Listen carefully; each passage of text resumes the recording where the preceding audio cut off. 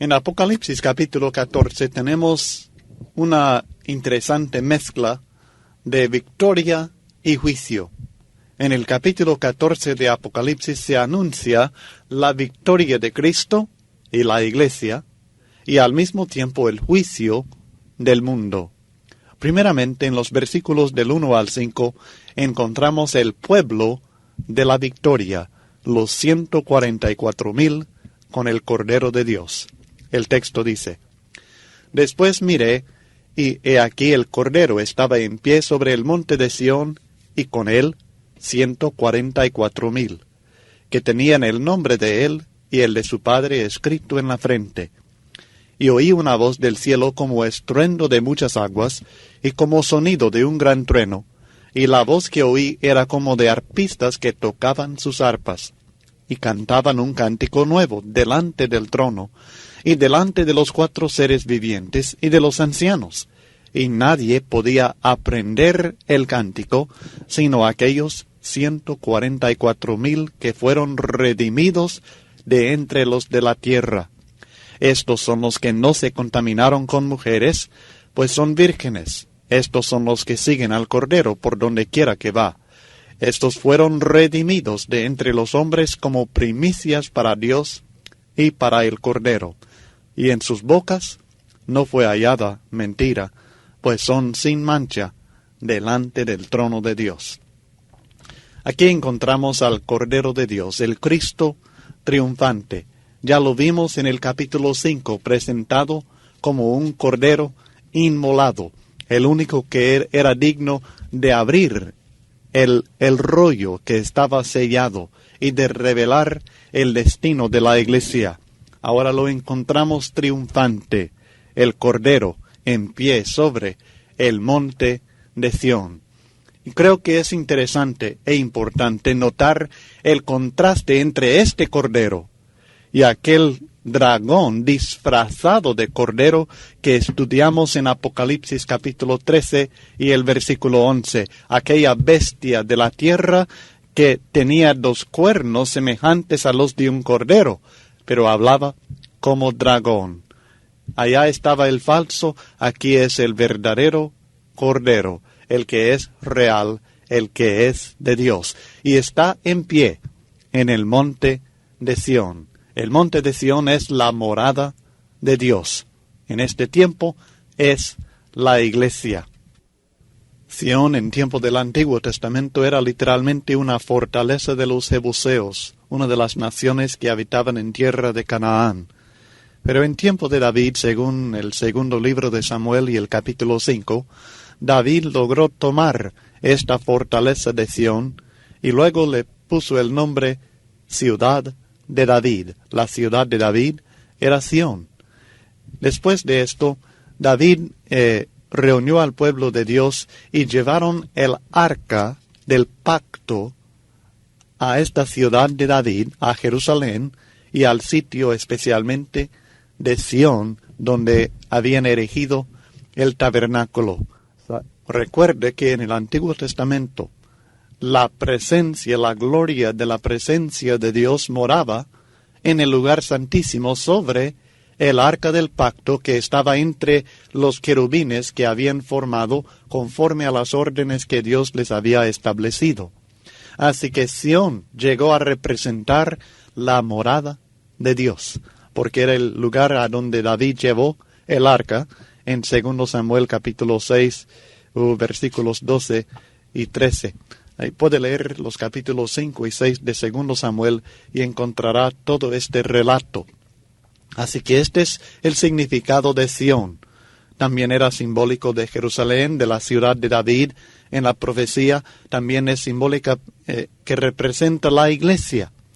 Y en el Nuevo Testamento encontramos referencias a Jerusalén como el lugar de Sión, porque era literalmente esta fortaleza antigua que estaba en el mismo sitio donde se encontraba la ciudad de Jerusalén, o al menos parte de la ciudad. También Sión es representativo del verdadero pueblo de Dios. En Romanos capítulo 9 y el versículo 33 encontramos una referencia a Sión de esta manera: He aquí pongo en Sión piedra de tropiezo y roca de caída, y el que creyere en él no será avergonzado, refiriéndose a Cristo Jesús, quien es la base fundamental, la piedra angular del pueblo de Dios, o sea, de la iglesia. En 1 Pedro capítulo 2 y el versículo 6 hay una referencia semejante a esta misma profecía de Isaías capítulo 28 y el versículo 16 acerca de la venida de esta piedra angular que fue puesta y rechazada por los que edificaban, se supone, los judíos. La mayoría de ellos rechazaron al Cristo. Y aquí pongo en Sión la principal piedra del ángulo escogida, preciosa, el que creyere en ella no será avergonzado. 1 Pedro capítulo 2 y el versículo 6. Pero el versículo 7 dice, para vosotros, pues los que creéis, Él es precioso, pero para los que no creen, la piedra que los edificadores desecharon ha venido a ser la cabeza del ángulo. Cristo es esta piedra, y Él está puesto en Sión, en el pueblo de Dios, como la piedra angular, la principal piedra del ángulo. Cristo Jesús es del edificio de Dios, que es la iglesia. Efesios capítulo 2 y los versículos del 19 al 22 lo declaran. Así que ya no sois extranjeros ni advenedizos, sino conciudadanos de los santos y miembros de la familia de Dios, edificados sobre el fundamento de los apóstoles y profetas, siendo la principal piedra del ángulo Jesucristo mismo, en quien todo el edificio bien coordinado va creciendo para ser un templo santo en el Señor, o sea, para ser la morada de Dios. La principal piedra está puesta, ¿dónde? En Sión. ¿Y qué es Sión? Es la presencia de Dios, es el edificio, es el lugar donde mora Jehová. Y nosotros ahora somos ese edificio, ese templo santo en el Señor, en quien vosotros también sois juntamente edificados para morada de Dios en el Espíritu. Efesios 2 y el versículo 22. Dios está en Sión. Estaba en Sión representándose de esta manera en el Antiguo Testamento, el lugar donde se puso el arca, donde estaba el tabernáculo de Dios, la ciudad de David, aquella fortaleza antigua. Y ahora Dios está en Sión todavía, está en su pueblo, en medio de la iglesia, está morando en la iglesia, que es como un templo santo, morada de Dios en el Espíritu. Esta es la enseñanza del apóstol Pablo en 1 Corintios capítulo 3 y el versículo 16, al decir que nosotros somos templo del Espíritu de Dios. Y así es en Hebreos capítulo 12, versículos 22 al 23, que la Biblia identifica a la iglesia, al verdadero pueblo de Dios, como el monte de Sión, la ciudad del Dios vivo, Jerusalén la celestial, la compañía de muchos millares de ángeles, la congregación de los primogénitos que están inscritos en los cielos, y a Dios el juez de todos, a los espíritus de los justos hechos perfectos, a Jesús el mediador del nuevo pacto, y a la sangre rociada que habla mejor que la de Abel. Estos todos son símbolos, todos son descripciones de la realidad espiritual, de la gloria de la iglesia, de ese reino inconmovible, porque Dios está en medio de él y Cristo es su Rey. No es de extrañar entonces que encontramos en esta visión al Cordero en pie sobre el monte de Sión, y con él los 144,000, el pueblo de la victoria. La iglesia, como estudiamos en el capítulo 7, los 144,000 son los siervos de Dios, son la iglesia aquí en la tierra. Como les prometí en el capítulo 7, ahora vamos a ver más detalles sobre los 144,000 y enseguida vamos a ver los términos que describen a estos 144,000 y que los identifican claramente como el pueblo de Dios, la iglesia del Señor y todos los redimidos del Señor, no solamente un grupo minúsculo de entre los millones de cristianos de todas las edades, desde que Cristo empezó a predicarse en el día de Pentecostés. El texto dice en el versículo 1 que estos 144,000 tenían el nombre de él, o sea, del Cordero, y el de su padre escrito en la frente. Esto es algo que vimos en el capítulo 7 como sello. Fueron sellados para demostrar que pertenecen a Dios. Y aquí este sello se representa como el nombre del Cordero y el nombre de su padre escrito en la frente para identificar los que son de Dios, son del Cordero. Dios conoce los suyos, según Timoteo capítulo 2 y el versículo 19. Y tenemos otro contraste. Recuerda que vimos el contraste entre el verdadero Cordero y aquel dragón disfrazado de Cordero en el versículo 11 del capítulo 13. Bueno, aquí tenemos otro contraste. En el capítulo 13, versículos 16 al 18, vimos a aquellos adoradores de la bestia que recibieron su marca y su nombre en la frente. Pero los 144,000, los que no adoraron a la bestia, recibieron el nombre de Cristo y de Dios en la frente. Esto también nos aclara que todos los que no tienen la marca de la bestia, tienen el nombre de Cristo en la frente. Y ni uno ni el otro no es literal, sino que es una identificación. Pero tenemos este contraste entre el Cordero y la bestia que fingió ser Cordero, y ahora entre los adoradores de la bestia que recibieron su marca y nombre en la frente, y los adoradores de Dios, los 144,000 que recibieron el nombre de Cristo y de Dios en la frente. Es interesante notar que si el número 144,000 fuera literal, estos serían todos los salvos, porque únicamente ellos tienen el nombre de Cristo y de Dios en la frente, y los demás tienen el sello y el nombre de la bestia. O sea que definitivamente estarían condenados todos menos los 144,000. Que realmente esto es cierto, solamente los 144,000 eran los salvos, pero no es un número literal, como ya hemos estudiado ampliamente en el capítulo 7. Solamente estos 144,000 podían aprender el cántico nuevo que se menciona en los versículos 2 y 3. Solamente ellos podían sentir este gozo para cantar ese cántico que es realmente el cántico de la redención. En el capítulo 5 de Apocalipsis aprendimos en los versículos 9 y 10. Cantaban un nuevo cántico diciendo: digno eres de tomar el libro y de abrir sus sellos, porque tú fuiste inmolado y con tu sangre nos has redimido para Dios de todo linaje y lengua y pueblo y nación, y nos has hecho para nuestro Dios reyes y sacerdotes, y reinaremos sobre la tierra. He aquí el cántico nuevo, es el cántico de la redención. Y esto explica por qué solamente los redimidos, los 144,000, lo pueden aprender, porque solamente ellos comprenden y aprecian la redención por medio de la sangre de Cristo Jesús.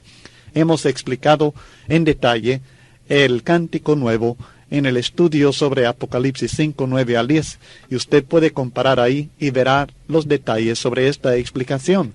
Pero este es el cántico de la redención que ellos cantaban. Solamente los 144,000 podían aprender este cántico porque solamente ellos habían experimentado la bendición de que trata el cántico, la redención en Cristo. Y luego empezamos a ver desde el versículo 3 en adelante la identificación clara de estos 144,000. Recuerda que aprendimos en el capítulo 7 que son los siervos de Dios, pero aquí se identifican más específicamente, comenzando en el versículo 3 de Apocalipsis 14, que declara que los 144,000 son los que fueron redimidos de entre los de la tierra. Son los redimidos, o sea, son los salvos. Sabemos que esta redención es por la sangre de Cristo. 1 Pedro capítulo 1 versículos 18 al 19. Fuimos rescatados de nuestra vana manera de vivir que recibimos de los padres, no con cosa corruptible como oro o plata, sino con la sangre preciosa de Cristo Jesús. Y de esto mismo trata el cántico nuevo. Estos son los redimidos, que son los que se han hecho reyes y sacerdotes para Dios. Son el reino de Dios. Los redimidos son la iglesia del Señor, que Él compró, que Él ganó por su propia sangre. Hechos capítulo 20 y el versículo 28. Notemos que fueron redimidos de entre los de la tierra. Esto no significa que ya no estaban en la tierra. Significa que fueron separados de los de la tierra. La palabra de entre es del griego apo, que significa separación. No obstante, no es igual a otra palabra griega, ek, que significaría que habían salido de la tierra. Estaban en la tierra, pero fueron separados para Dios de entre los de la tierra. Esto nos recuerda de las palabras de nuestro Señor Jesucristo, que encontramos en el Evangelio según Juan, en el capítulo 15 y el versículo 19, diciendo: si fuerais del mundo, el mundo amaría lo suyo, pero porque no sois del mundo, antes yo os elegí del mundo, por eso el mundo os aborrece. Estaban viviendo en el mundo, pero no eran del mundo. Y en su oración al Padre, en Juan capítulo 17, pidiendo la santificación, la separación de sus discípulos de las prácticas mundanas y de la gente del mundo. En el versículo 14 de Juan 17 al versículo 17 el texto dice: yo les he dado tu palabra, y el mundo los aborreció porque no son del mundo, como tampoco yo soy del mundo. No ruego que los quites del mundo, sino que los guardes del mal. No son del mundo, como tampoco yo soy del mundo. Santifícalos en tu verdad, tu palabra es verdad. No han salido del mundo, están todavía viviendo en el mundo, pero no son del mundo, así como Cristo no lo es. Han sido redimidos, librados, rescatados de aquella vana manera de vivir que había en el mundo. Estos son los 144,000. Son los redimidos, todos ellos, no una parte de ellos, sino todos aquellos que fueron redimidos por la sangre de Cristo al ser bautizados en Cristo Jesús. Además, en Apocalipsis 14 y el versículo 4, aprendemos que también estos son primicias para Dios y para el Cordero. Son como primicias para Dios y para el Cordero. Estos fueron redimidos de entre los hombres como primicias para Dios y para el Cordero. Estos son un sacrificio vivo que se ofrece a Dios. Las primicias era lo primero que se ofrecía, el primer grano del mundo, el primer hijo que nació. Todo esto era ofrecido a Dios. Las primicias pertenecían a Dios de una manera muy especial. Las primicias de los granos en el Antiguo Testamento pertenecían a Dios de una manera especial. Y así es con estas personas. Estos 144,000 pertenecen a Dios de una manera muy especial.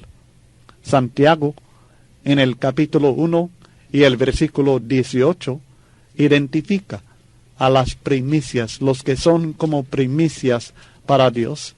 Y no es un grupo especial de entre la iglesia, sino que es un grupo especial de entre la tierra, de entre todos los hombres, y son todos aquellos que nacen de nuevo por la verdad de Dios. Santiago 1:18 dice: Él, de su voluntad, nos hizo nacer por la palabra de verdad, para que seamos primicias de sus criaturas. Estimado hermano, todos aquellos que han nacido de nuevo en el nuevo nacimiento en agua y espíritu, los que han obedecido, creído y obedecido la palabra de verdad y han nacido de nuevo, estos son primicias de sus criaturas. No son las primicias de la iglesia, son las primicias de todo el mundo. Son la cosecha de Dios, por decirlo así. Son aquellos que pertenecen a Dios, que son como este sacrificio que se ofrece al Señor. La iglesia misma se compone de primogénitos. Hebreos capítulo 12 y los versículos 22 y 23 identifica a la iglesia como la congregación de los primogénitos. Las primicias que se ofrecen a Dios. En Éxodo capítulo 23 y el versículo 19 encontramos la base para este simbolismo en los mandamientos del Antiguo Testamento en relación a lo material que se ofrecía a Dios. El texto dice en el versículo 19 de Éxodo 23, las primicias de los primeros frutos de tu tierra traerás a la casa de Jehová tu Dios. Toda primicia era de Dios, de una manera muy, pero muy especial. Y así son todos los cristianos. Somos primicias para Dios. Al nacer de nuevo, llegamos a ser estas primicias que son ofrecidos a Dios como un sacrificio vivo que menciona el apóstol Pablo en Romanos capítulo 12 y los versículos del 1 al 2. El mundo se queda con lo demás de la humanidad, Satanás se queda con lo demás, pero esta parte es de Dios. Este es el sacrificio que llega a Dios como un olor fragante. El apóstol Pablo, cuando estaba por terminar su vida, en 2 Timoteo, que parece ser su última carta que escribió antes de su muerte, en 2 Timoteo capítulo 4, considerando su vida y su muerte próxima, él dice en el versículo 6 de 2 Timoteo 4, porque yo ya estoy para ser sacrificado, literalmente para ser derramado como sacrificio para Dios. Él se consideraba como parte de estas primicias, de este sacrificio que nosotros mismos somos para Dios.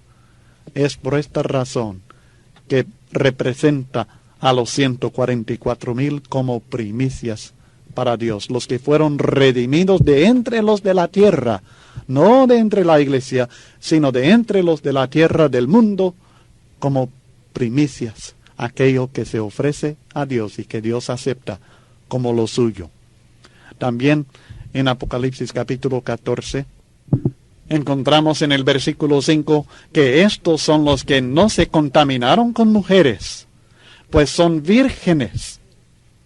Estos son los que no se contaminaron con mujeres, pues son vírgenes, señalando la santidad, la pureza moral y espiritual de estos siervos de Dios.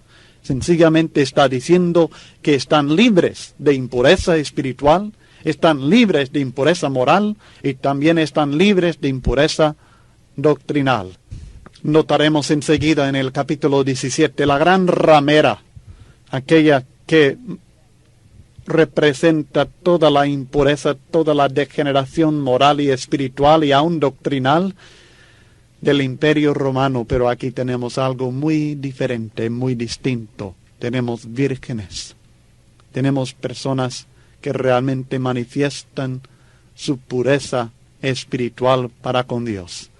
En 2 Corintios capítulo 11 y el versículo 2, el apóstol Pablo habla de la iglesia, de los cristianos en Corinto, como aquellos que han sido como desposada de Cristo Jesús. El texto dice acerca de estos vírgenes espirituales: porque os celo con celo de Dios, pues os he desposado con un solo esposo para presentaros como una virgen pura a Cristo.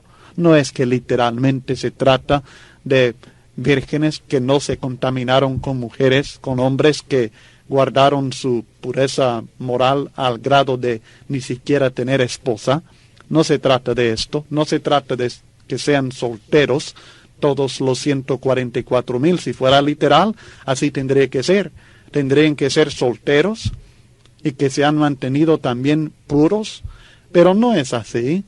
Había casados entre ellos, había mujeres también entre ellos. No es así literalmente, sino que es una representación como la que usa el apóstol Pablo en 2 Corintios 11:2. La iglesia, los cristianos, desposados con un solo esposo, Cristo Jesús, que deben ser presentados como una virgen pura a Cristo Jesús, sin haber aceptado doctrinas ajenas, como era el problema en Corinto. Parece ser parte de su problema era que tenían la tendencia de seguir a algunos apóstoles falsos, y él quiere que entiendan que esto está manchando su pureza con la cual deben presentarse a Cristo Jesús. Cristo limpió estos 144,000. Cristo limpió su iglesia y Él requiere que sea fiel, que sea leal a Él. En Efesios capítulo 5, en los versículos 22 en adelante, la Biblia hace la comparación entre la relación del marido con su esposa y la de Cristo con la iglesia. Leamos comenzando en Efesios 5:25. Maridos, amad a vuestras mujeres, así como Cristo amó a la iglesia y se entregó a sí mismo por ella para santificarla, habiéndola purificado en el lavamiento del agua por la palabra, a fin de presentársela a sí mismo una iglesia gloriosa que no tuviese mancha, ni arruga, ni cosa semejante, sino que fuese santa y sin mancha. Cristo ha limpiado a su iglesia, ha eliminado todas sus impurezas, la ha dejado completamente limpia y pura mediante el derramamiento de su propia sangre y su lavamiento en el agua por la palabra, al ser bautizado el cristiano. Y Cristo espera que nosotros nos presentemos a Él limpios, puros, sin mancha, santos, como vírgenes, sin haber sido desleales, sin haber sido infieles a Él, así como el esposo espera de su esposa que ella le sea fiel. Y esto nada más es el simbolismo que se presenta acerca de los 144,000, o sea, la iglesia, en Apocalipsis 14, al decir que son vírgenes que no se contaminaron con mujeres. Además, en el versículo 4, también el texto dice que estos son los que siguen al Cordero por donde quiera que va. Son discípulos, son seguidores. A esto mismo hemos sido llamados, dice el apóstol Pedro, en 1 Pedro capítulo 2, del 21 en adelante, a seguir en sus pisadas. A esto nos ha llamado Cristo, a seguir sus pisadas, a seguirlo por donde quiera que vaya. Y esto es lo que nosotros tenemos que hacer. Nuevamente, tenemos otro contraste con los que iban en pos de la bestia. Apocalipsis 13 y el versículo 3. Y se maravilló toda la tierra en pos de la bestia. Pero estos 144,000, estos no van en pos de la bestia, sino que van en pos de Cristo Jesús. Siguen al Cordero por donde quiera que va. No ponen pretextos, no limitan su fidelidad a ciertas circunstancias, sino que se entregan completamente a Cristo. Y esto es lo que Él espera de sus discípulos. En Lucas capítulo 9, del 57 al 62, Cristo aclara que Él espera de nosotros una devoción, una entrega total y completa. Y esto es lo que dan los 144,000 verdaderos discípulos de Cristo Jesús. Además, en el versículo 5 el texto dice que en sus bocas no fue hallada mentira, pues son sin mancha delante del trono de Dios, manifestando así su pureza moral y espiritual. En sus bocas no fue hallada mentira, son santos sin mancha delante del trono de Dios. Esto es sencillamente la iglesia fiel que acabamos de leer de ella en Efesios 5, 25 al 27, que se presenta, será recibida por Cristo santa y sin mancha delante de Él. Estar firme en la fe, seguir la verdad, no la mentira, no encontrar mentira en su boca. Seguir firme en la fe es requisito para estar en la presencia de Cristo y sin mancha delante de Dios. En Colosenses capítulo 1, comenzando en el versículo 21 al 23, la Biblia habla de los redimidos, los reconciliados de esta manera. Y a vosotros también, que erais en otro tiempo extraños y enemigos en vuestra mente, haciendo malas obras, ahora os ha reconciliado en su cuerpo de carne por medio de la muerte, para presentaros santos y sin mancha e irreprensibles delante de Él. Esta es la descripción que tenemos de los 144,000, y aquí en Colosenses 1, de los cristianos en Colosas, la iglesia de Cristo. Pero el requisito que encontramos en el versículo 23 es: si en verdad permanecéis fundados y firmes en la fe, y sin moveros de la esperanza del Evangelio que habéis oído. Ellos tenían que estar firmes en la enseñanza del Señor, en la doctrina de Cristo Jesús. Así que tenemos aquí nuevamente un contraste con el engaño del falso profeta que engañaba a los moradores de la tierra, pero estos enseñan y viven la verdad, la fe de Cristo Jesús. Los 144,000, mi estimado, sencillamente son cristianos fieles, la iglesia en la tierra, porque estos, la iglesia, cristianos fieles, son los que no tienen mentira en sus bocas, son los que siguen al Cordero por donde quiera que va, son los que son vírgenes que no se contaminaron con mujeres, son los que son las primicias para Dios y para el Cordero, son los que han sido redimidos de entre los de la tierra por la sangre de Cristo Jesús, y por tanto pueden cantar el cántico nuevo, el cántico de la redención. Los 144,000 son el pueblo de la victoria. Comenzando en el capítulo 14, el versículo 6 al 13, encontramos la voz de la victoria, el mensaje de los 3 ángeles de Dios. Primeramente, en los versículos 6 y 7, el primer mensaje: la justicia de Dios triunfa.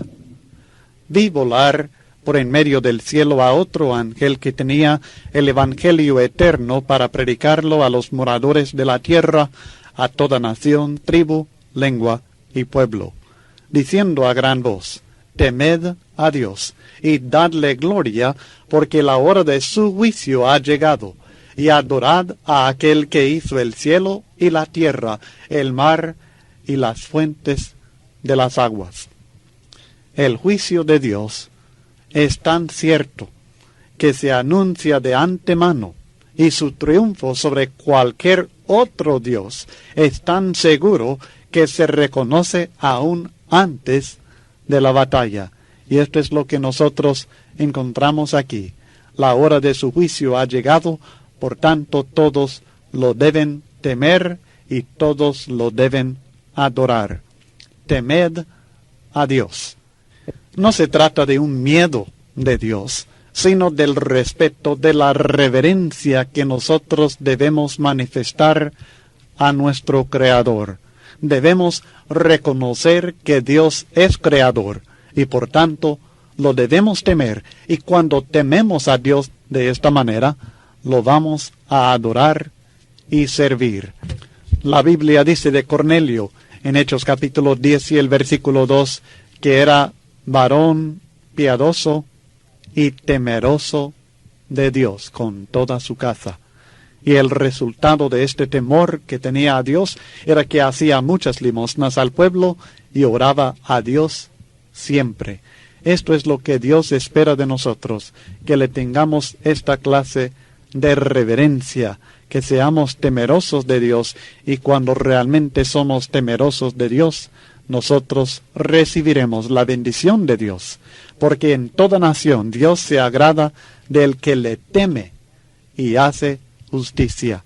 Hechos capítulo 10 y el versículo 35. Así que temer a Dios es el mandamiento, y adorad al Creador, no a la bestia. En el capítulo 13 y los versículos 13 al 15 encontramos que la bestia de la tierra hacía señales y trataba de engañar a todo mundo para que adorara a la bestia. Pero aquí el juicio de Dios hace que todos reconozcan que Él es creador y que lo deben adorar a Él. En el versículo 6 encontramos que este ángel tenía lo que aquí se llama el Evangelio eterno para predicarlo a los moradores de la tierra, a toda nación, tribu, lengua y pueblo. Literalmente traducida, esta frase sería buenas nuevas eternas o evangelio eterno. El griego no tiene el artículo definido en este pasaje. No es el evangelio, o sea, que no son las buenas nuevas acerca de la venida de Cristo Jesús y su muerte por nosotros. Son buenas nuevas, y son buenas nuevas eternas. Es evangelio eterno, pero no es el evangelio que se compone de la vida, muerte, sepultura y resurrección de Cristo Jesús. La Biblia de las Américas, la traducción de Nácar y Colunga, también así lo traducen, como buenas nuevas eternas o evangelio eterno, pero no es el evangelio. La enseñanza es que el juicio de Dios es día de evangelio, es día de buenas nuevas para el pueblo que adora y sirve fielmente a Dios. Esto es lo que veremos en más detalle en los versículos 14 al 16 de este mismo capítulo de Apocalipsis, que presenta el juicio desde el punto de vista del pueblo de Dios. Y es un día de victoria, es un día de buenas nuevas, es un día de evangelio. El mensaje de buenas nuevas, el evangelio eterno que traía este ángel en Apocalipsis 14:6, se encuentra en el versículo 7. Él decía, su evangelio eterno, el mensaje que traía era temer a Dios y darle gloria, porque la hora de su juicio ha llegado, y adorad a aquel que hizo el cielo y la tierra, el mar y las fuentes de las aguas. Su mensaje era en esencia, la justicia de Dios triunfa, adorad a Dios. Dios está juzgando, adoradle. No es el evangelio que trata de la venida, la muerte y la resurrección de Cristo Jesús. Ahora, aclaro todo esto, porque según nuestros amigos de la Iglesia de Jesucristo de los Santos de los Últimos Días, también conocidos como los mormones, según ellos, se refiere a la restauración del Evangelio por medio del ángel Moroni al falso profeta José Smith. Según ellos, el Evangelio fue quitado de la tierra por un tiempo, se perdió por completo. Y fue necesario, según su teoría, que Dios volviera a enviar el mensaje del Evangelio a la tierra, y lo hizo supuestamente por medio del ángel Moroni al hombre que conocemos como José Smith. Este dato usted lo puede encontrar si logra tener una copia del libro de Hechos, una obra maravillosa y un prodigio, en la página 35. He tomado estos datos del propio libro de Hechos, que dice exactamente de la siguiente manera: si hubiera habido nación, tribu, lengua o pueblo alguno sobre la tierra que tuviese el Evangelio eterno, no habría habido necesidad de que el ángel lo trajese de nuevo a la tierra. La prueba que presentan para tal interpretación es su propio testimonio.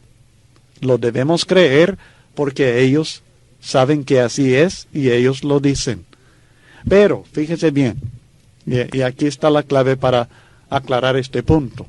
Los mismos mormones confiesan, si uno insiste con ellos reconocen que el Evangelio se encuentra en la Biblia, tal como nosotros la tenemos. Lo que no se encuentra, según ellos, es la autoridad de bautizar e imponer las manos, pero, según ellos, el Evangelio propiamente dicho se encuentra en la Biblia, por tanto nunca fue quitada de la tierra. Es esta verdad. La verdad del Evangelio ha estado aquí todo el tiempo. Y ellos mismos se contradicen al decir que fue quitado el Evangelio y luego al confesar que el Evangelio ahí está en su propio Nuevo Testamento, que no hay necesidad del Libro de Mormón, que es supuestamente el Evangelio restaurado a la tierra. No hay necesidad del Libro de Mormón para conocer el Evangelio eterno. En realidad, este contexto no está hablando de que el Evangelio fuera quitado de la tierra y restaurado en el tiempo de José Smith. Está hablando sencillamente de un mensaje de buenas nuevas relacionadas con el juicio de los enemigos de Dios en aquel tiempo, los perseguidores de la iglesia, el imperio romano. El mensaje de buenas nuevas que traía este ángel no era el Evangelio de Cristo, o sea, el mensaje de la vida, muerte, sepultura y resurrección de Cristo. Su mensaje se encuentra en Apocalipsis 14 y el versículo 7. Otra interpretación no cabe ni en el contexto bíblico ni histórico de este texto. El anuncio que acabamos de estudiar en Apocalipsis capítulo 14 versículos 6 y 7 acerca del juicio de Dios refleja los acontecimientos que encontraremos en detalle en Apocalipsis capítulos 15 y 16, que presentan el juicio final de Roma. Debemos entender que al decir el texto, la hora de su juicio ha llegado, no está hablando del juicio final del mundo entero, porque enseguida, en el versículo 8, que sigue después de este anuncio, hay otros anuncios, hay otras cosas relacionadas con este mundo, específicamente con la caída de Babilonia la Grande, que representa la ciudad y el imperio romano. Con esto en mente, vamos a proceder al versículo 8, que es el segundo anuncio del segundo ángel.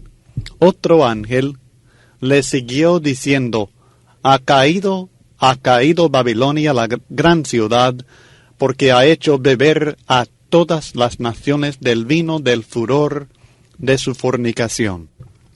Debe ser evidente que no se trata de la ciudad literal de Babilonia. Aquella ciudad cayó unos 539 años antes de la venida de Jesucristo. Ella fue derrotada por el rey Ciro de Medo-Persia. En Isaías capítulo 21 tenemos una profecía acerca de la caída literal de la ciudad de Babilonia. Y aquella profecía, en Isaías capítulo 21 y el versículo 9, es la base de esta profecía que nosotros encontramos en el Apocalipsis. Y he aquí vienen hombres montados, jinetes de 2 en 2. Después habló y dijo, cayó Babilonia, y todos los ídolos de sus dioses quebrantó en tierra. En el tiempo de Isaías, Babilonia era enemiga del pueblo de Dios. Babilonia es la que llevó en cautividad a los judíos en aquel tiempo, cientos de años antes del nacimiento de Jesús de Nazaret. Y Babilonia iba a ser castigada por Dios después, y de esto se está hablando, de la caída de esta gran ciudad, de ese gran imperio que había perseguido al pueblo judío en aquel tiempo. El apóstol Juan y el Espíritu Santo guiándolo, toma este simbolismo, aquella ilustración de Babilonia, perseguidora del pueblo de Dios años atrás, y lo aplica a la situación que estaban viviendo los cristianos en los últimos años del primer siglo, siendo perseguidos nuevamente como pueblo de Dios, ahora no judíos sino cristianos, siendo perseguidos por otra ciudad semejante a Babilonia. Esta ciudad, por supuesto, era Roma. En el capítulo 18 estaremos viendo los detalles sobre la caída de esta gran ciudad y el efecto en el imperio, todo el imperio romano en aquel tiempo. Pero para el pueblo de Dios, en base a esta historia del Antiguo Testamento, Babilonia simbolizaba la persecución, la inmoralidad, la idolatría y en general la maldad. Y esto mismo era el carácter del pueblo romano que estaba persiguiendo a los cristianos en aquel tiempo. La persecución, la inmoralidad, la idolatría y la maldad en general. Esta ciudad se presenta ya caída, porque Dios es aquel que llama las cosas que no son todavía como si ya fueran. Romanos capítulo 4 y el versículo 17, y muchas ilustraciones que pudiéramos dar del Antiguo Testamento y otras profecías de la Biblia.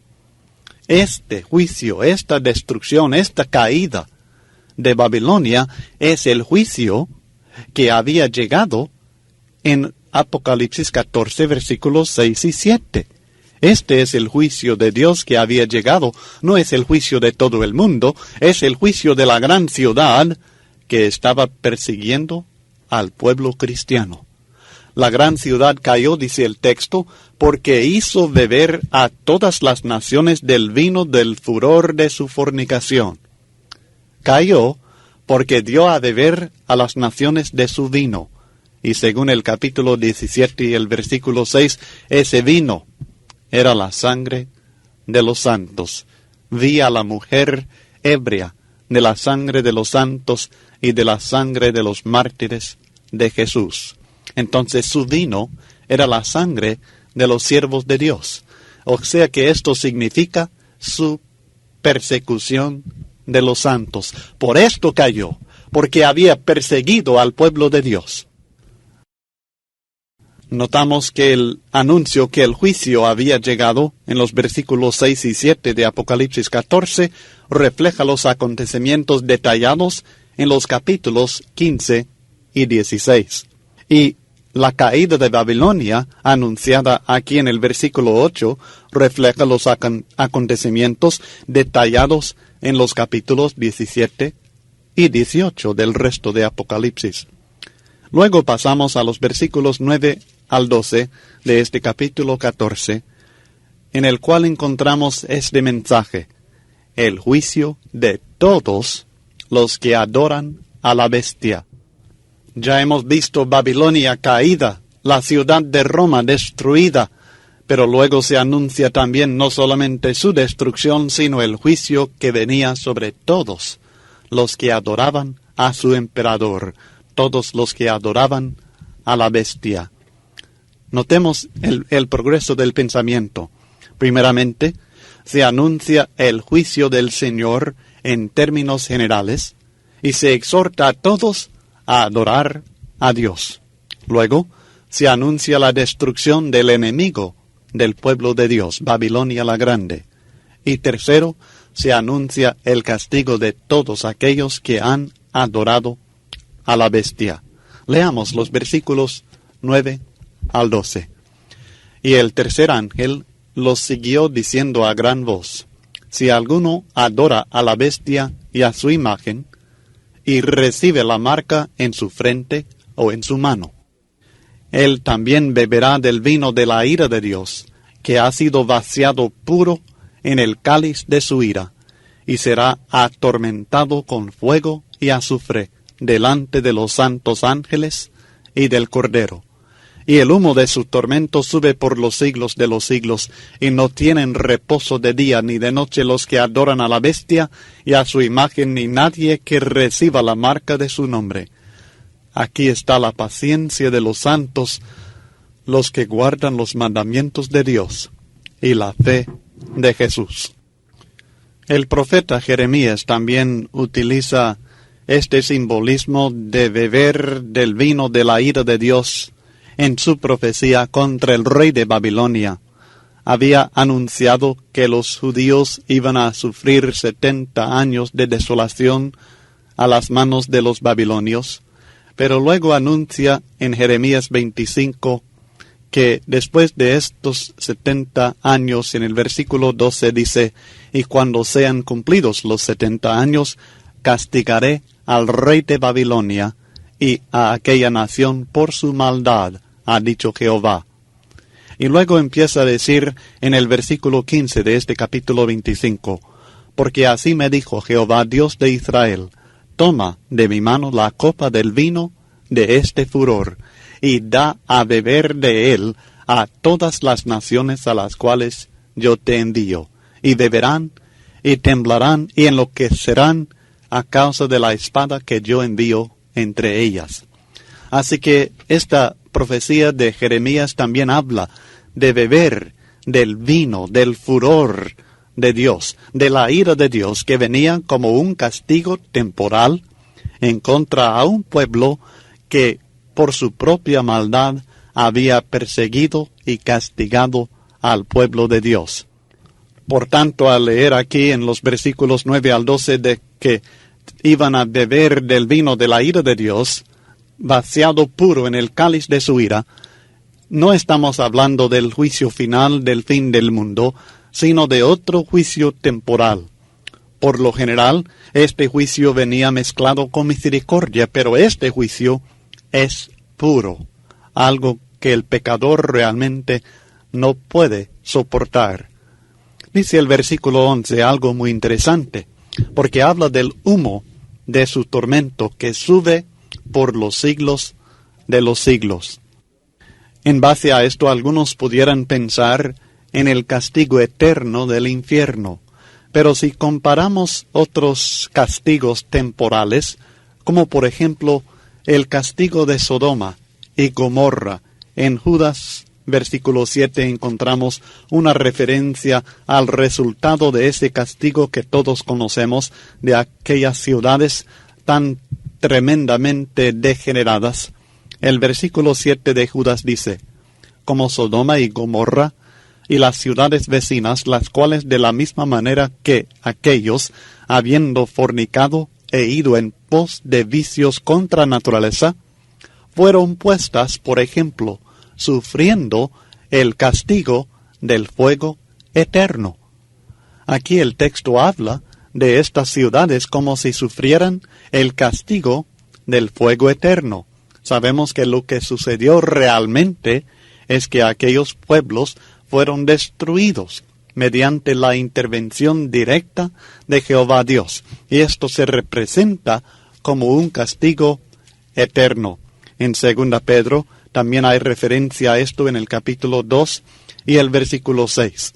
Y se condenó por destrucción a las ciudades de Sodoma y Gomorra, reduciéndolas a ceniza y poniéndolas de ejemplo a los que habían de vivir impíamente. Así que en este caso se trata de una destrucción completa, una destrucción total, y el resultado es que hay ejemplo, que hay memoria de esto por los siglos de los siglos. Y creo que este es el significado cuando dice que el humo de su tormento sube por los siglos de los siglos, que es un tormento del cual no hay escape, no hay salida, y como resultado de ese castigo es algo que permanecerá como emblema, como ejemplo para todas las edades del castigo de Dios que cae sobre una nación perversa que desobedece a Dios y que persigue al pueblo de Dios. También el profeta Isaías utiliza un simbolismo semejante en Isaías capítulo 34, hablando de otra nación perversa, la nación de Edom. Recordará que Edom es aquella nación que descendió de Esaú, que era hermano de Jacob. Así que Edom era una nación hermana de Israel.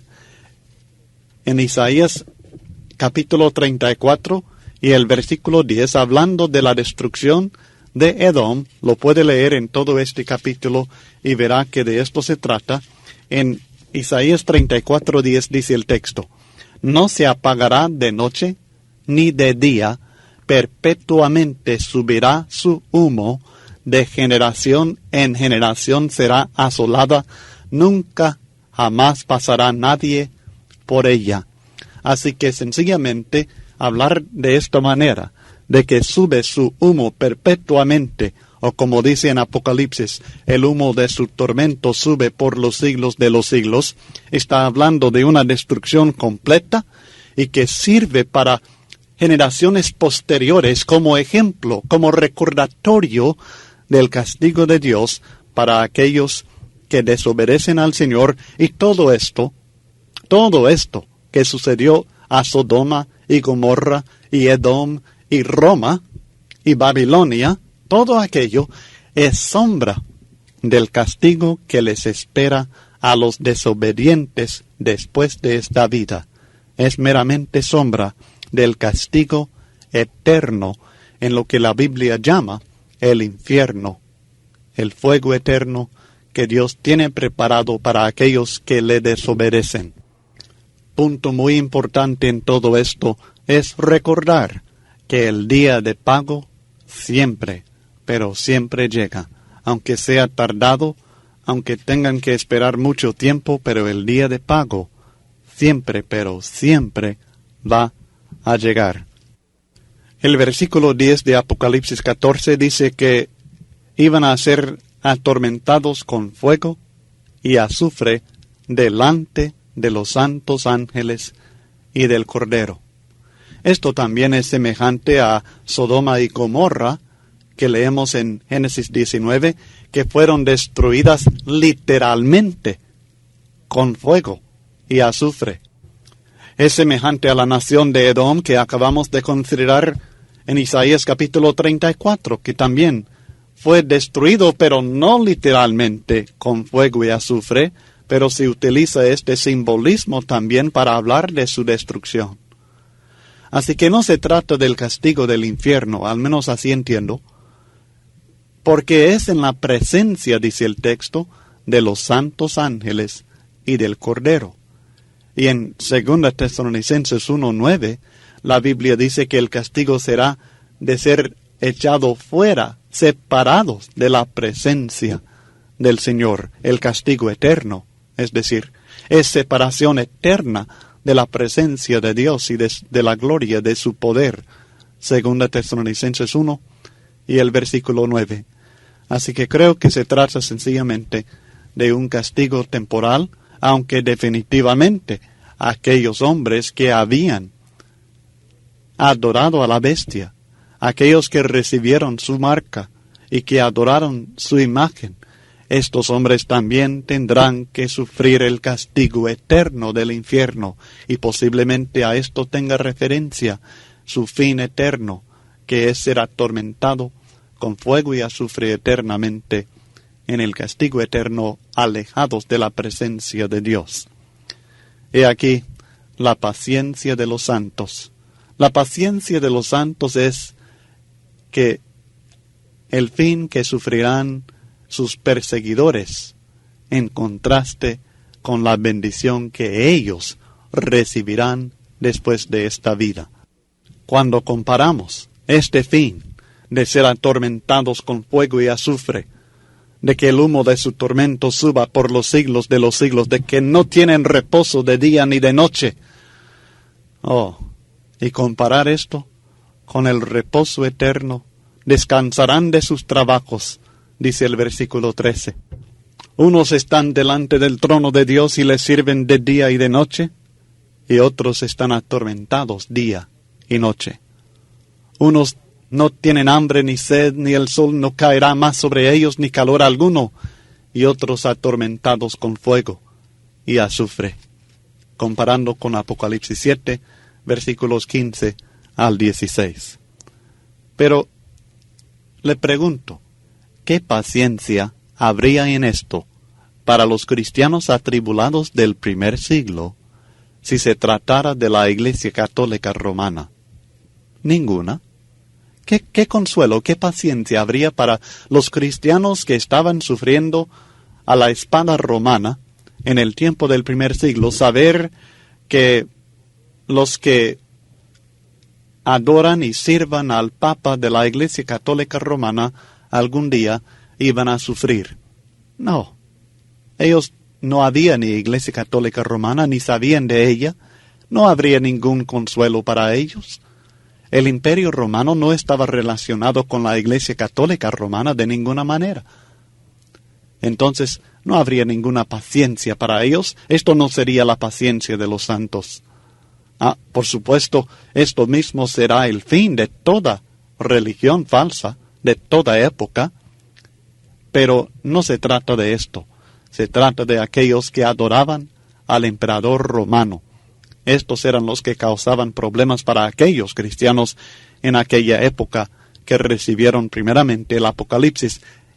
Por aplicación a nosotros, sí, nosotros podemos sentir la paciencia que ellos sentían, comparando su seguridad con la nuestra, comparando el castigo que iban a recibir aquellos falsos adoradores con los falsos adoradores de nuestro tiempo.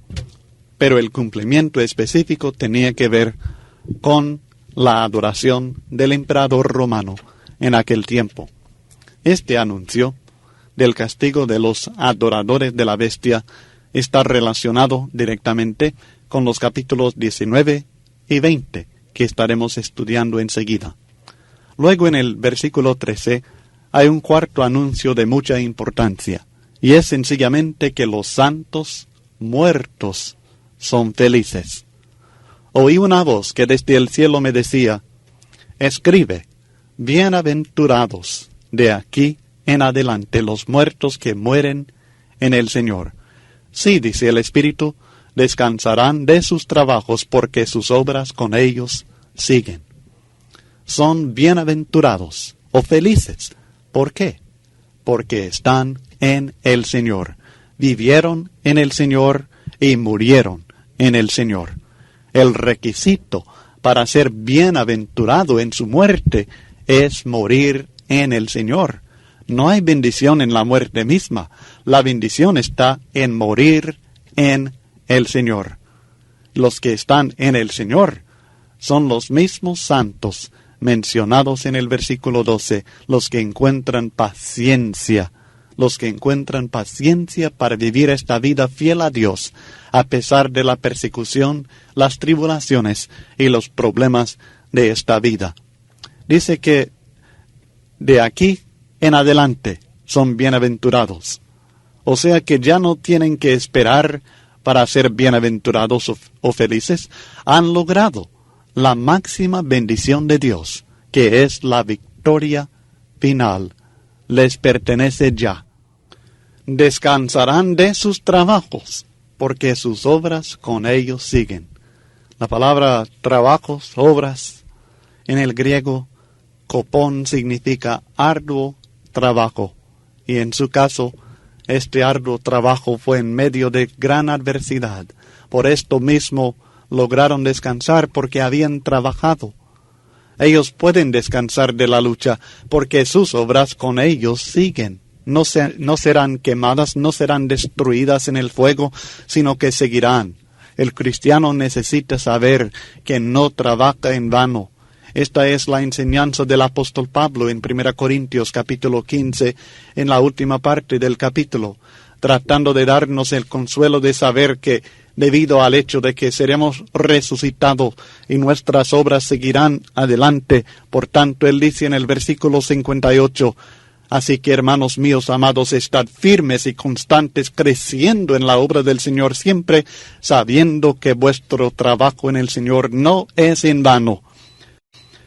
Cuando observamos los resultados de los trabajos que hacemos aquí en este mundo, y encontramos muchas veces que nos desanimamos porque vemos pocos resultados por nuestro trabajo, pero podemos sentir esta seguridad y debemos animarnos por ello, que los trabajos, por poco que logremos en este mundo a favor de los celestiales, decir, por pocos tesoros que atesoremos para la vida eterna, porque los resultados a veces no son los que quisiéramos ver, pero al menos permanecen, siguen con nosotros. Y qué contraste encontramos con los trabajos materiales que serán quemados totalmente y destruidos, y los propios elementos deshechos, según 2 Pedro capítulo 3 y los versículos 10 al 12. Y esto nos debe animar a hacer lo bueno y a ver la poca importancia de las cosas de este mundo. Para el cristiano fiel es hermoso pensar que sus obras siguen con él. Pero imagínese que todas sus obras fueran destruidas en la destrucción de este mundo. Imagínese qué futilidad, qué vanidad de vida. Y peor el caso para aquel que no ha hecho las buenas obras que Dios espera de uno. Porque en aquel día, ¿qué presentará a Dios? ¿Qué seguirá con él? Las malas obras le seguirán y serán la causa de su destrucción, de su castigo eterno. Esto es lo que encontramos reflejado en los capítulos 21 y 22. La dicha eterna del cristiano y el castigo, la pena de aquellos que desobedecen a Dios. Hemos visto el pueblo de la victoria, los 144,000, la iglesia victoriosa triunfante aquí en la tierra. Hemos visto la voz de la victoria, anuncios de juicio para los perseguidores del pueblo de Dios, y la victoria, la bienaventuranza de aquellos que son fieles a Dios. Y ahora encontramos en los últimos versículos de este capítulo 14 la hoz de la victoria, el juicio visto desde dos puntos de vista: el punto de vista de los cristianos fieles y luego el punto de vista de aquellos que son injustos. Primeramente consideremos esta hoz, este juicio desde el punto de vista de los cristianos fieles, en los versículos 14 al 16. Mire, y he aquí una nube blanca, y sobre la nube uno sentado semejante al Hijo del Hombre, que tenía en la cabeza una corona de oro, y en la mano una hoz aguda. Y del templo salió otro ángel, clamando a gran voz al que estaba sentado sobre la nube: «Mete tu hoz y ciega, porque la hora de cegar ha llegado, pues la mies de la tierra está madura». Y el que estaba sentado sobre la nube metió su hoz en la tierra, y la tierra fue cegada. Jesús venía sobre la nube como vencedor porque tenía en la cabeza una corona de oro. Y ya hemos estudiado que esta corona simboliza la victoria, que Él es vencedor. Además viene como juez. En la mano tenía una hoz aguda, simbolizando el juicio que venía a ejecutar. Pero antes que empiece a pensar solamente en el juicio del día final, debe reconocer que Jehová vino así sobre Egipto. En Isaías capítulo 19, cuando está profetizando sobre Egipto, el texto dice en el versículo 1: «He aquí que Jehová monta sobre una ligera nube y entrará en Egipto, y los ídolos de Egipto temblarán delante de él, y desfallecerá el corazón de los egipcios dentro de ellos». Aquí no está hablando del fin del mundo. Aquí en Isaías 19 está hablando acerca del juicio, el castigo de Dios para la nación de Egipto. Y dice el texto que Jehová vino, y vino montado sobre una ligera nube. En Mateo capítulo 24, que trata de la destrucción de Jerusalén por los ejércitos romanos, cumplido en el año 70 después de Jesucristo, el texto dice en el versículo 30 de Mateo 24: «Entonces aparecerá la señal del Hijo del Hombre en el cielo». Y luego dice: «Entonces lamentarán todas las tribus de la tierra y verán al Hijo del Hombre viniendo sobre las nubes del cielo con poder y gran gloria». Cristo Jesús no vino literalmente, personalmente contra la ciudad de Jerusalén para destruir su templo y su ciudad en el año 70, envió a los ejércitos romanos, de la misma manera que Jehová no vino personalmente contra Egipto en el tiempo del profeta Isaías. No obstante vinieron, y el simbolismo que presenta de venir sobre la nube es su venida en juicio de una nación perversa, una nación pagana, una nación que perseguía al pueblo de Dios.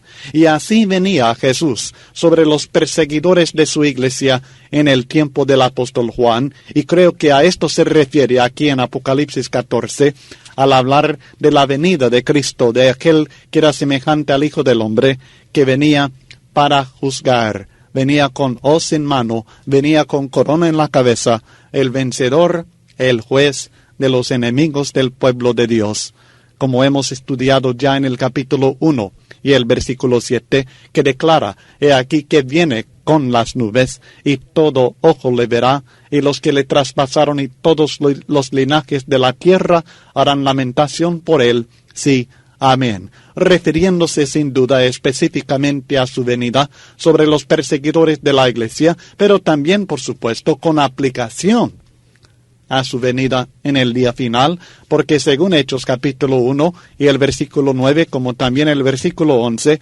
asimismo vendrá Cristo en aquel día final para juzgar a todos los hombres y para que cada uno reciba su destino eterno. En Hechos 1:9 el texto dice: y habiendo dicho estas cosas, viéndolo ellos, fue alzado y le recibió una nube que le ocultó de sus ojos. Y el versículo 11 dice: ¿por qué estáis mirando al cielo? Este mismo Jesús que ha sido tomado de vosotros al cielo, así vendrá como le habéis visto ir al cielo. Así que su venida en juicio, sea sobre una nación, o sea en el juicio final, se representa así en las nubes. En esta parte de la visión sobre la hoz de la victoria, en los versículos 15 al 16, se trata únicamente del trigo, no de la paja. El texto habla de la mies de la tierra que ya está madura. Entonces se trata únicamente de aquello que estaba preparado para ser segado. Maduro, en el griego, significa secado y es aplicable únicamente al trigo. No es aplicable de ninguna manera a las uvas. No es el fruto de la uva que estaba maduro, sino que era el fruto del trigo, el grano, el que estaba literalmente secado. Keraino en el griego significa secado, y en este sentido el grano maduro. Pero se trata del trigo, y el trigo en el Nuevo Testamento, en la Biblia, simboliza a los justos.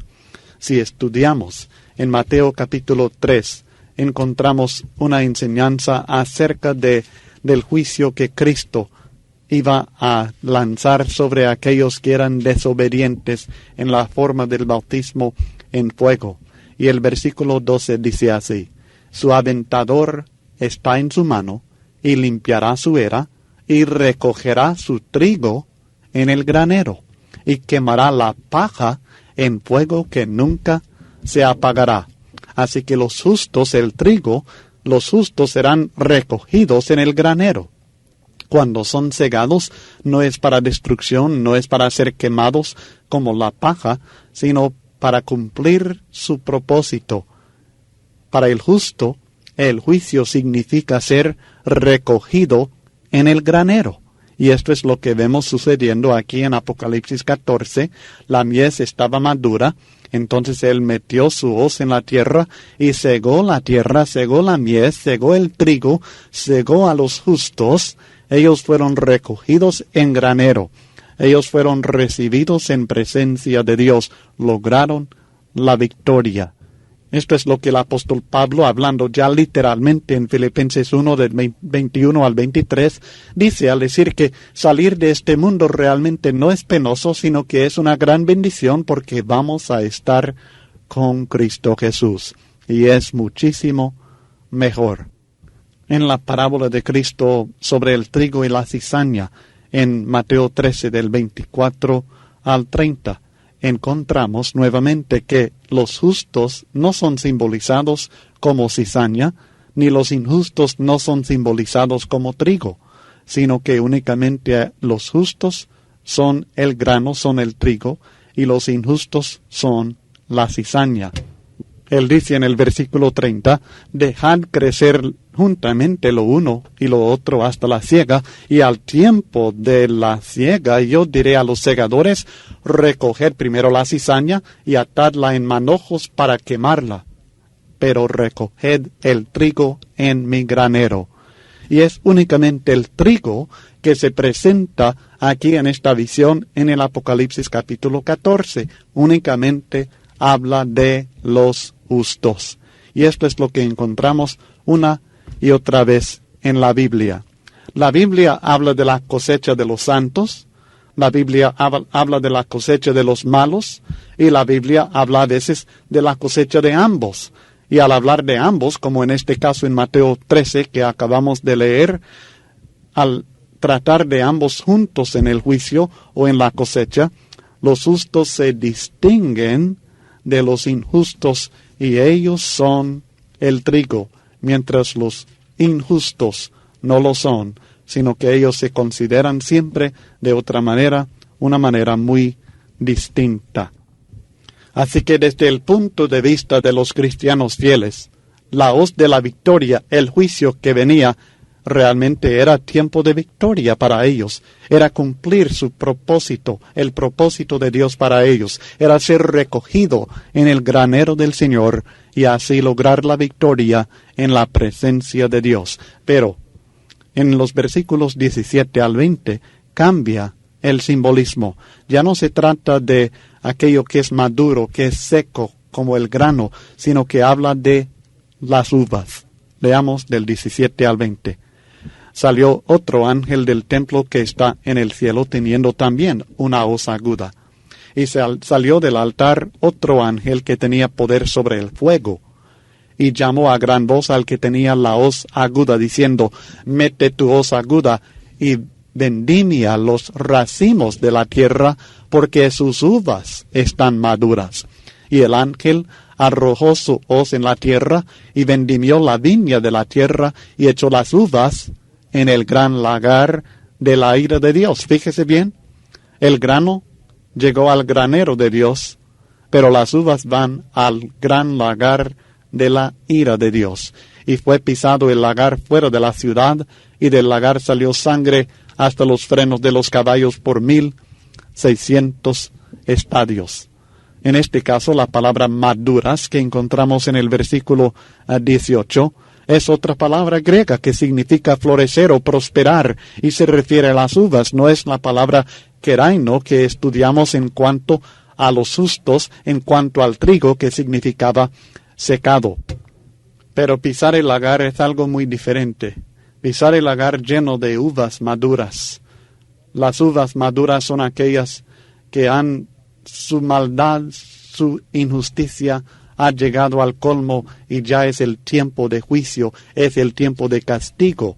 Es como habló Jehová a Abraham en Génesis capítulo 15 y el versículo 16, acerca de la maldad de los habitantes de la tierra prometida, que en aquel tiempo no era tan tremenda, pero que iba a ser peor en un tiempo futuro, cuando Dios los iba a castigar.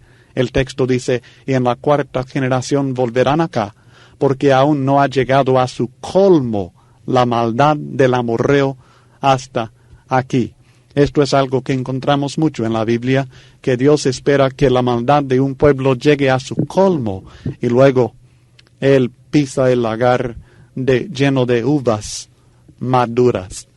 En Isaías capítulo 63 habla el texto de Jehová como uno que viene de Edom, otros enemigos del pueblo de Dios. Y el texto dice, hablando en términos simbólicos muy semejantes a los que encontramos aquí en Apocalipsis 14, ¿quién es este que viene de Edom, de Bosra, con vestidos rojos? Este hermoso en su vestido, que marcha en la grandeza de su poder. Yo, el que hablo en justicia grande para salvar. ¿Por qué es rojo tu vestido, y tus ropas como del que ha pisado en lagar? He pisado yo solo el lagar, y de los pueblos nadie había conmigo. Los pisé con mi ira, y los hollé con mi furor, y su sangre salpicó mis vestidos, y manché todas mis ropas, porque el día de la venganza está en mi corazón, y el año de mis redimidos ha llegado. Isaías 63, los versículos del 1 al 4. Este es el día de la ira de Dios, es el día de la ira del Cordero, es el castigo de los enemigos del pueblo de Dios. Este es el lagar de la ira de Dios. Apocalipsis 14 y el versículo 19. Aún el fuego, porque había un ángel en el versículo 18, que es el ángel que tenía poder sobre el fuego, y esto mismo es símbolo de la destrucción. Recordarán cuando estudiamos nosotros anteriormente acerca del altar, dice que salió del altar otro ángel que tenía poder sobre el fuego. Y recordará que cuando estudiamos acerca de este altar de Dios en Apocalipsis capítulo 8, aprendimos que el fuego que vino del altar, que resultó en las trompetas del séptimo sello, en el juicio, el castigo, las advertencias para los enemigos del pueblo de Dios, resultaron de las plegarias, de las oraciones de los santos y la intercesión aún de Cristo Jesús a favor de sus santos, intercesión que fue agregada al incienso, las oraciones de los santos de Dios que subían. Y el ángel tomó el incensario y lo llenó del fuego del altar y lo arrojó a la tierra. Y sin duda este es el mismo ángel que es el ángel que tenía poder sobre el fuego del altar, y que luego dice a este otro ángel que mete su hoz. Y el ángel arrojó su hoz en la tierra y vendimió la viña de la tierra. Todo esto, mi estimado, es simbolismo del castigo, de la destrucción, del juicio de los enemigos del pueblo de Dios. Y destrucción horrible la que fue, porque habla simbólicamente de un río de sangre que medía 1,5 metros de hondo por casi 300 kilómetros de largo. Imagínese, piense en un río de sangre pura, 1,5 metros de hondo y 300 kilómetros de largo. Esto representa de veras una destrucción terrible. Y las uvas, estos injustos que fueron pisadas en el lagar de la ira de Dios. Entonces, en el caso de las uvas, en el caso de los injustos, la siega significa algo muy diferente de lo que significaba para los justos.